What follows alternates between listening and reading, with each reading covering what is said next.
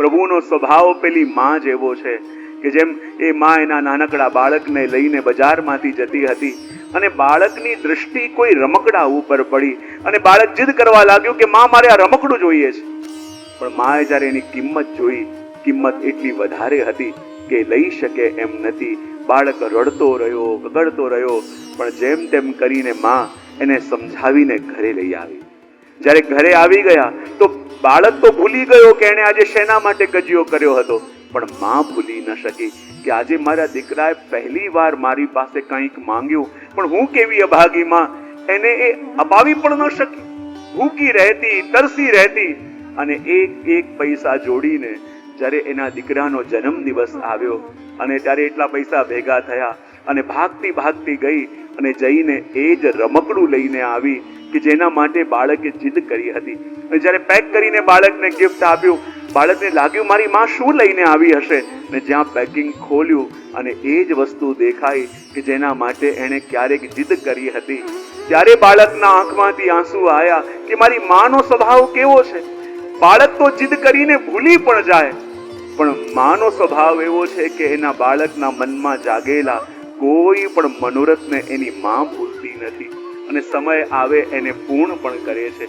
જ્યારે કહેતો મને પ્રસંગ યાદ આવે છે કે આપણા પ્રભુનો સ્વભાવ કેવો છે. હું ઘણી વાર મારા પ્રવચનમાં પ્રસંગ કહું, પેલા ડોક્ટર માર્કનો, કે ભગવાનની કૃપામાં આ બે વસ્તુ નથી, એક તો દૂરી નથી અને બીજું દેરી નથી. આપણે અહીંયા છીએ, ભગવાન ક્યાંક દૂર છે, એ દૂરી પણ નથી અને દેરી પણ નથી. ડોક્ટર માર્કનો પ્રસંગ આવે છે ને, બહુ મોટા યુએસએના ડોક્ટર થયા અને એણે વર્ષો સુધી કેન્સર ઉપર રિસર્ચ કર્યું અને કેન્સર ઉપર રિસર્ચ કર્યું અને એના ફલરૂપ એક દિવસ એના હાથમાં ગવર્મેન્ટનો લેટર આવ્યો અને કહ્યું કે તમે જે આ કેન્સર ઉપર રિસર્ચ કર્યું છે એના માટે યુએસ પ્રેસિડેન્ટ તમને એવોર્ડ આપવાના છે અને આ દિવસે આ સ્ટેટમાં સેરેમની છે અને તમારે આ દિવસે આટલા વાગ્યા સુધી અહીંયા પહોંચવાનું છે. જ્યારે આ લેટર એ ડોક્ટરના હાથમાં આવ્યો, એ બહુ રાજી થઈ ગયો, કારણ કે આટલા વર્ષોની મારી મહેનત, મારું આખું જીવન મેં દાવ પર લગાવી દીધું હતું આ રિસર્ચ કરવા માટે, અને મારી મહેનતને ગવર્મેન્ટે રેકગ્નાઇઝ કરી અને પ્રેસિડેન્ટના હાથે મને એવોર્ડ મળવાનો છે. એ એના જીવનનો બહુ મોટો દિવસ હતો અને બહુ આનંદ પણ એને હતો. પણ જ્યારે એ સ્ટેટમાં જવા માટે એ ફ્લાઇટમાં બેસીને જતો હતો, અડધો કલાક, 1 કલાક ફ્લાઇટ ઉડી અને અચાનક એનાઉન્સમેન્ટ થઈ કે ફ્લાઇટમાં ટેકનિકલ પ્રોબ્લેમ આવ્યો છે અને એને ઇમરજન્સી લેન્ડ કરવી પડશે. અને ઇમરજન્સી લેન્ડ ફ્લાઇટને કરવામાં આવી અને એ ડોક્ટરના મનમાં વર્ષોથી એક પ્રશ્ન હતો કે આપણે જ્યારે ભગવાનને કોઈ વિનંતી કરતા હોઈએ, ભગવાનને કંઈ કહેતા હોઈએ, તો આપણા તો ભગવાન એક છે, પણ આપણા જેવા ભગવાન પાસે તો કરોડો છે. તે કરોડો લોકો જ્યારે ભગવાનને કંઈ કહેતા હોય તો શું પ્રભુ પાસે એટલો ટાઈમ છે કે એ સાંભળી શકે? આ કરોડો લોકો જ્યારે પોતાના મનની વાત પ્રભુને કહેતા હોય તો શું પ્રભુની પાસે એટલો સમય છે કે બધાને સાંભળે છે? એ પ્રશ્ન એના મનમાં સતત રહેતો. પણ જ્યારે આજે ફ્લાઇટને ઇમરજન્સી લેન્ડ કરવામાં આવી, ડોક્ટર નીચે ઉતર્યા, કહેવા લાગ્યા કે કેટલી વાર લાગશે? ત્યારે એરલાઇન્સના સ્ટાફે કહ્યું કે આમાં કોઈ ટેકનિકલ પ્રોબ્લેમ થયો છે અને આટલા બધા લોકો આમાં બેઠા છે, તો જ્યાં સુધી શ્યોરિટી ન આવે આ ફ્લાઇટ ઉડી ન શકે.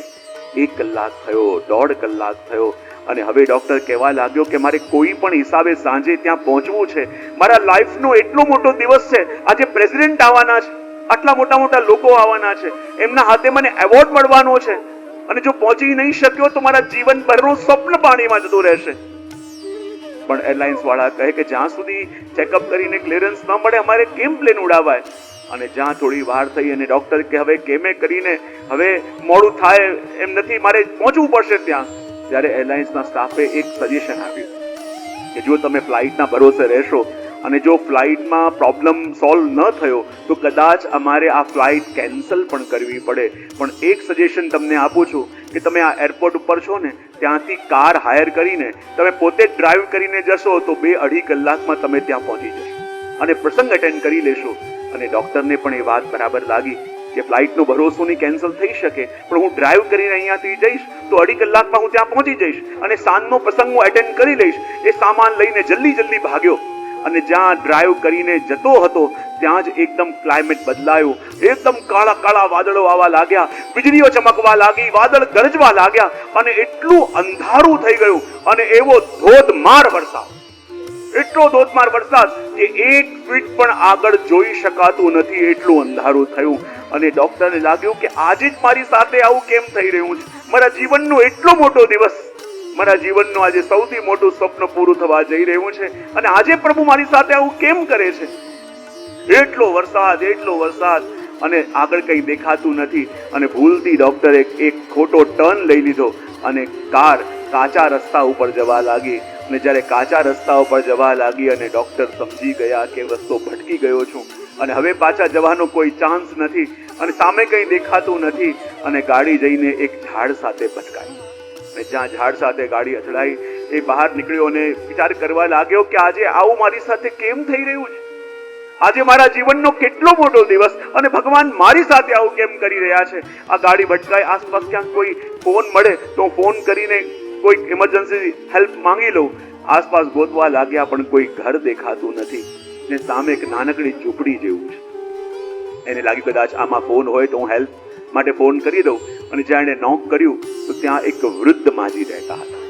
એને કહ્યું કે માં, એક જરૂરી ફોન કરીને હું હેલ્પ માંગી શકું, મારી ગાડી અથડાઈ ગઈ છે.